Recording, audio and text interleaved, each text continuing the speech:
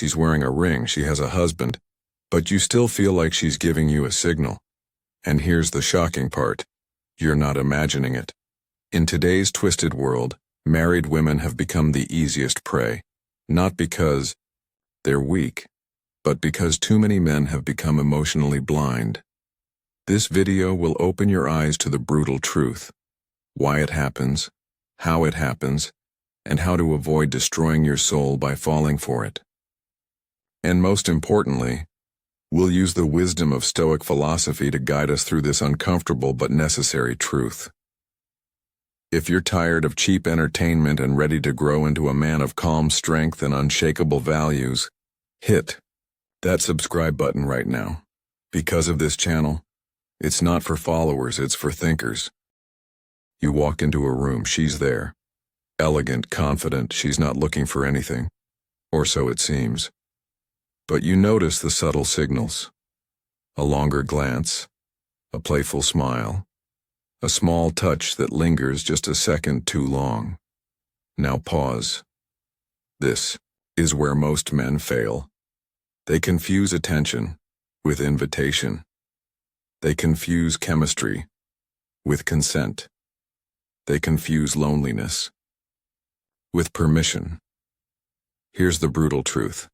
Many married women aren't looking to cheat, but they are emotionally vulnerable. And in a world where validation is currency, attention becomes addictive. Think about it. She may be in a loveless marriage, or maybe her husband stopped noticing her. Maybe her days are filled with routine, kids, chores. And suddenly, you show up, listening, complimenting, noticing the details. That little ego boost, it hits differently when you've been invisible for years. And here's why this becomes dangerous. You think it's just harmless flirting. But what you don't see is the slow collapse of boundaries. First, it's a private message. Then it's just lunch. Then it's regret. You didn't hunt her down, but you didn't walk away either. And that's how you became the predator without even realizing it. But why are they easier prey? Not because they're weak, not because they're bad people, but because most of them are emotionally starved, and men, especially those who are emotionally intelligent, are good at filling emotional gaps. When you provide what's missing at home, attention, presence, curiosity, you create a space she hasn't felt in years. It's not love. It's not destiny, it's just filling a void. Let's go even deeper. You know what most men miss? They think married women are safer. She has something to lose. She won't get attached. She knows the risk's wrong. That safety is an illusion. Because emotions don't follow logic. And once real feelings enter the chat, you're in a burning house holding a gas can.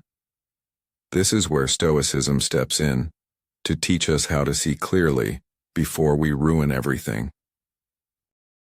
The Stoics didn't write about Instagram. They didn't tweet about affairs. But they understood something timeless. Desire is dangerous, especially when it's for something that doesn't belong to you. Desire is a trap. Seneca once said, "A man is unhappy though he reign the world if he doesn't rule himself." This is where most men fail. They think if they can have her, they should. But the Stoics taught that freedom doesn't come from chasing desire. It comes from controlling. When you desire what's not yours, a married woman, a quick thrill, a forbidden connection, you're not in control anymore. You're being pulled like a puppet. Control what you can, accept what you can't. Epictetus said, "Some things are up to us, and some things are not." You don't control her situation. You don't control her emotions. You barely control your own urges. But what is up to you? Your response, your discipline, your values. A Stoic doesn't ask, "Can I get away with it?" He asks, "Would a man of virtue do this?" Lee, 3. Don't be a slave to your passions. Marcus Aurelius, a Roman emperor and Stoic legend, wrote in his journal, "You have power over your mind, not outside events. Realize this, and you will find strength." This is what separates a man of character from a man of chaos. One walks away, even when she's beautiful, even when she's tempting, even when everything in him screams, "Just this once." Because Stoicism isn't about being cold. It's about being clear. Your integrity is your true legacy. What do you want to remember 10 years from now? A moment of weakness or a moment of strength? The Stoics believed virtue was the only true good. That means honesty, loyalty, self-respect. Discipline. If your actions betray those values, you lose yourself, no matter how good the moment feels. We live in a world that makes cheating look cool. TV shows, music, social media. It's everywhere. Affairs are painted as exciting, liberating, or passionate. But here's the dark truth. We've normalized betrayal. Hollywood sells lies. Think about it. How many times have you watched a movie where the wife cheats and the audience still roots for her? The husband has an affair and ends up finding true love. The third person gets rewarded in the end. These stories don't teach discipline. They teach impulse wins. That if it feels good, it must be right. But Stoics warned us, feelings aren't facts. Social media fuels temptation. Swipe through Instagram. Everyone's showing off their perfect life. Filtered photos, fake smiles, curated stories. But behind the scenes, people are bored, lonely, and craving validation. Even married women, they post a thirst trap. They reply to compliments. They DM you first and the culture applauds it. You still got it, girl. Do what makes you happy. YOLO. No one says, where's your loyalty? Where's your character? Where's your husband? 3. Music turns cheating into a lifestyle. Think about how many hit songs glorify sneaky links, secret affairs, or being the side piece. The message is always the same. It's thrilling to take what's not yours. No one gets hurt if no one knows. Pleasure is more important than principle, but Stoicism flips that. It says, you are what you tolerate. And if you tolerate betrayal, you become it. Park. The reward system is broken in today's culture. Doing the wrong thing often gets the most attention. You lie, you go viral, you cheat, you trend, you stay loyal and disciplined, you're boring. But here's the thing.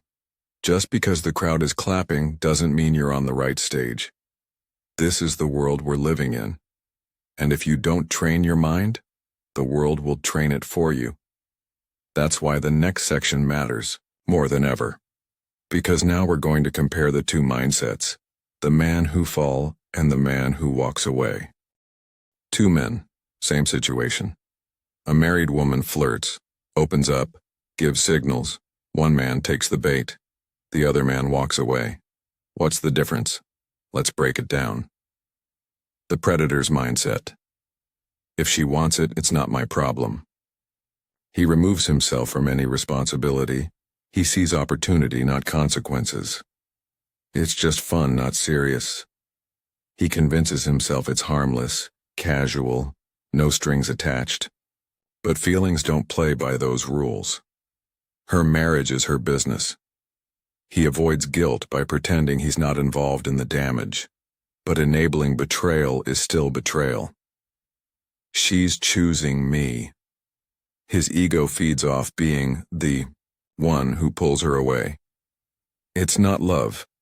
It's validation addiction. The Stoic mindset. Is this aligned with who I want to be? A Stoic checks himself. He doesn't just act, he reflects. What are the long-term effects? He zooms out. He sees the pain this causes. to her marriage, to her kids, to himself. I don't need to prove my power by taking what's not mine. A Stoic has inner strength. He doesn't chase what is fragile, hidden, or stolen. Discipline is power. The predator thinks control is dominance. The Stoic knows control is self-mastery. And here's the truth. Anyone can seduce. Anyone can destroy. But it takes a rare kind of man to resist temptation when no one is watching. That man becomes unshakable, unbreakable, and unforgettable. In the moment it feels harmless, exciting, even flattering. But what happens after the affair? That's the part nobody talks about. Let's talk about it now. She goes home and falls apart. You might think it was just a fling for her. But here's what really happens. Guilt creeps in. She overthinks every moment. She feels ashamed, confused, and broken. Even if she chose to cheat, she didn't choose the chaos that followed. Her marriage is now hollow. Her home feels like a lie. And you are a ghost in the background while she lives with the wreckage. You carry more weight than you expected. You thought you'd move on. But something sticks with you. That feeling in your chest when you see her husband's photo. That weird guilt when you meet someone loyal. That moment you realize you were part of someone else's downfall. You can't unsee it. And it changes how you see yourself. Long-term impact on your self-respect. You may have won in the moment, but over time, you start to feel cheap. Because deep down you know, it wasn't courage, it wasn't strength, it was weakness disguised as charm. And that feeling doesn't go away. It slowly eats away at your confidence, because the man in the mirror isn't who you wanted to become. When it ends ugly. These kinds of affairs don't fade peacefully. They end with silent breakdowns, angry texts, emotional scars. And sometimes public consequences. You don't get closure. You don't get peace. You just get another reminder of how you traded clarity for chaos. And when you finally meet someone you want to build a future with, you'll wonder if you're even capable of loyalty anymore. That's the damage no one sees, until it's too late. You will be tested, not once, not twice, but again and again. You'll meet women who are married, broken, and vulnerable. They'll tell you things like, "He doesn't love me anymore. You understand me better. I've never felt this alive." And in that moment you'll feel special, powerful, wanted. But remember this. It's not power if it's built on weakness. It's not love if it destroys trust. It's not success if it leaves people broken.